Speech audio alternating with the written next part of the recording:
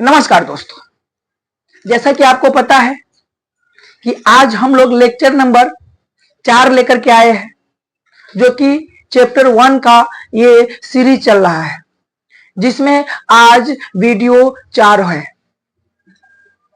मैं आपको क्वेश्चन 42 करा चुका हूं, 42 तक।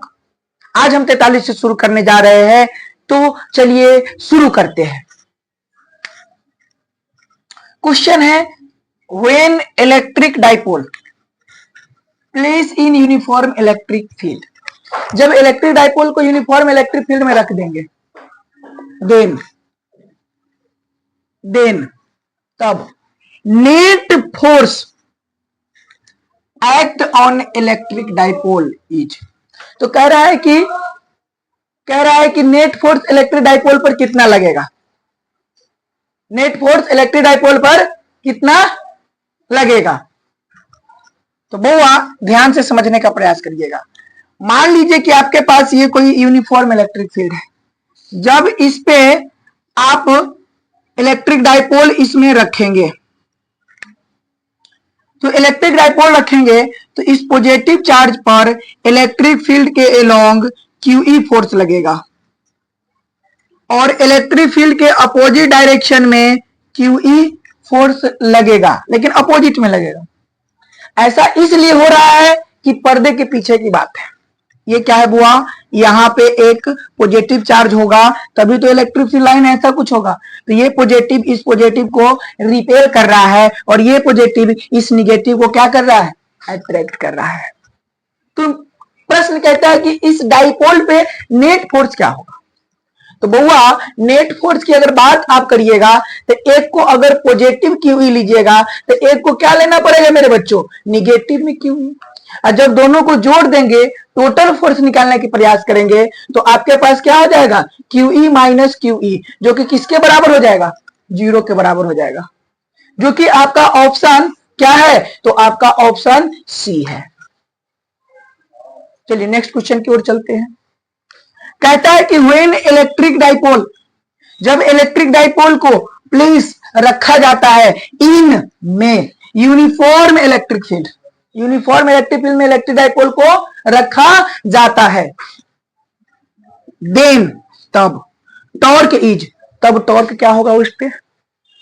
तो मेरे प्यारे बच्चों एक बात बताइए, टॉर्क निकालने के लिए कई कहानी होता है।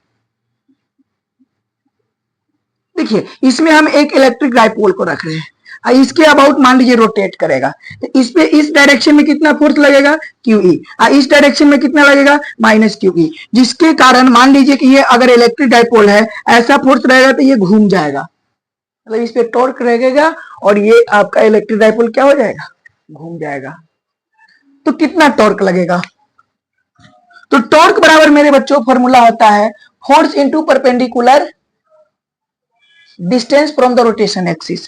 तो मेरे बच्चों मान लीजिए ये रोटेशन एक्सिस है, ये फोर्स है, अब फोर्स के परपेंडिकुलर डिस्टेंस क्या है, ये है। तो ये अगर थीटा होगा, ये वाला अगर L मान लेंगे, ये वाला अगर L मान लेंगे, तो अगर ये थीटा होगा तो ये क्या हो जाएगा बुआ, L साइन थीटा। तो फोर्स कितना है QE, लेंथ कितना है L साइन थीटा। अगर किधर होगा वो डायरेक्शन टॉर्क का क्या होगा, तो फोर्स पे रख करके L साइन थीटा की ओर मोड़ेंगे तो अंगूठा कहां गया, अंदर, अंदर वाले को बहुत क्रॉस से दिखाते हैं। तो इतना वाले रीजन में टॉर्क कहां गया, अंदर की ओर गया, और प्लस है तो प्लस। फिर नेक्स्ट टॉर्क की बात करते हैं, इसके लिए, इस फोर्स के लिए।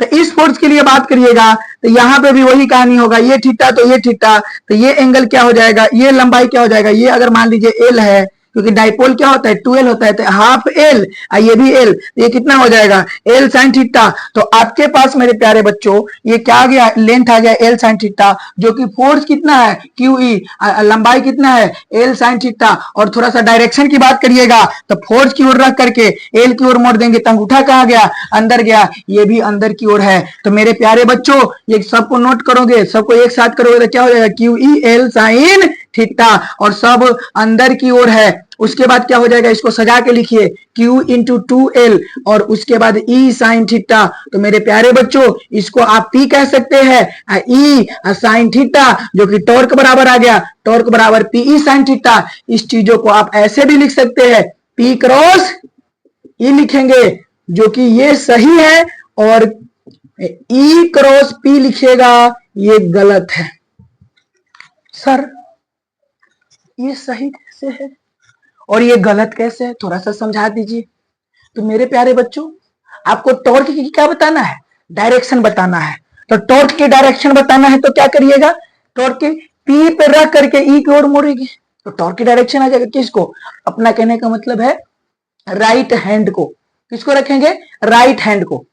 तो मेरे प्यारे बच्चों आपका राइट हैंड कौन है, तो राइट हैंड ये आपका निकालो, कहां रखना है, पी की ओर। पी मतलब इलेक्ट्रिक डाइपोल, निगेटिव से पॉजिटिव चार्ज की ओर रखना है। अमोड़ना किधर है, इलेक्ट्रिक फील्ड की ओर। तो अंगूठा कहां गया, अंदर, मतलब टॉर्क की डायरेक्शन अंदर है, इसलिए ये सही है। ये गलत कैसे है, ये गलत कैसे है, ई की ओर रखना है और डाइपोल की ओर मोड़ेंगे तो ये कहां गया, बाहर, जो कि टॉर्क की डायरेक्शन इस स्थिति में, इस केस में बाहर नहीं हो सकता है। तो आपका आंसर क्या हो जाएगा मेरे प्यारे बच्चों, P क्रॉस E, जो कि आपका ऑप्शन ए है। चलिए इसे नोट करेंगे। चलिए next is the maximum torque act on electric dipole. Electric dipole पर मैक्सिमम टॉर्क क्या होगा। देखिए बुआ, टॉर्क बराबर फॉर्मूला होता है PE साइन थीटा। तो बुआ मैक्सिमम टॉर्क चाहिए, यानी कि टॉर्क को मैक्सिमम चाहिए, तो आपको क्या लेना होगा, साइन थीटा का वैल्यू को मैक्सिमम लेना होगा। और साइन थीटा का मैक्सिमम वैल्यू क्या होता है, 1 होता है। तो मेरे प्यारे बच्चों टॉर्क बराबर क्या हो जाएगा, PE1, मतलब PE के बराबर हो जाएगा, जो कि आपका ऑप्शन क्या है, ए है। उसके बाद next is the electric flux phi is equal to, मतलब फाई बराबर क्या होता है, तो फाई बराबर आप पढ़े होइएगा, क्या पढ़े हैं, EA कॉस थीटा। क्या पढ़े हैं, EA कॉस थीटा। इसी को हम ऐसे भी बताए थे कि फाई बराबर E डॉट ए होता है, यानी कि इलेक्ट्रिक फील्ड और एरिया वेक्टर का डॉट प्रोडक्ट क्या होता है, इलेक्ट्रिक फ्लक्स होता है। चलिए तो आपका क्या हो जाएगा, ऑप्शन को गौर से देखें, तो आपका ऑप्शन ए है the SI unit of electric flux. Electric flux का एसआई यूनिट क्या होगा, तो आप गौर से देखिए इस फॉर्मूला को, और इससे एसआई यूनिट आप निकाल सकते हैं। तो ये आपके पास ये इलेक्ट्रिक फील्ड का एसआई यूनिट न्यूटन पर कूलम होगा, और एरिया का क्या हो जाएगा, मीटर स्क्वायर।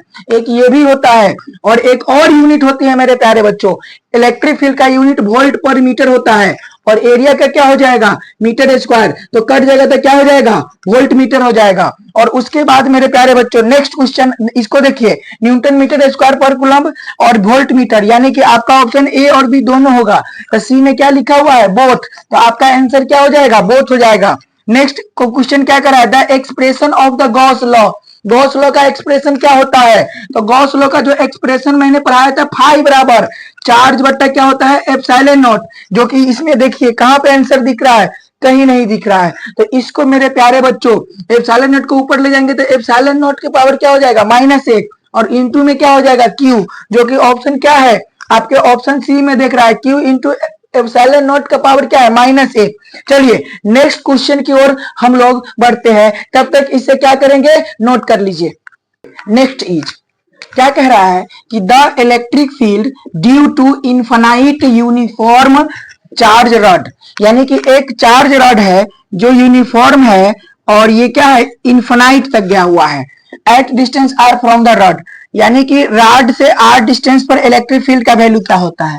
तो ये जो बताया गया था 2k लेमडा बट्टा r, इसे प्रूव भी किया गया है बुआ। 2k का वैल्यू होता है 1/4 पाई एप्सिलॉन नॉट लेमडा बट्टा r। तो देखो गौर से, 2 के टेबल से ये कट जाएगा 2 बार में, इसे अच्छा से सजा के लिखिएगा, तो लेमडा बट्टा 2 पाई एप्सिलॉन नॉट r हो जाएगा, जो कि आपका ऑप्शन कौन दिख रहा है, ऑप्शन ए दिख रहा है। कहता है the electric field near to infinite uniform charge rod, charge sheet is, यानी कि एक चार्ज सीट है, एक चार्ज सीट है, इसके नियर में इलेक्ट्रिक फील्ड का वैल्यू क्या होता है? तो मेरे प्यारे बच्चों सिग्मा बाई 2 एप्सिलॉन नॉट होता है। इस प्रकार से कुछ होता है, इस प्रकार से डेरिवेशन कराया गया है, जो कि आपका ऑप्शन दिख रहा है, ऑप्शन बी। तो चलिए आज की सीरीज को यहीं पे समाप्त करते हैं।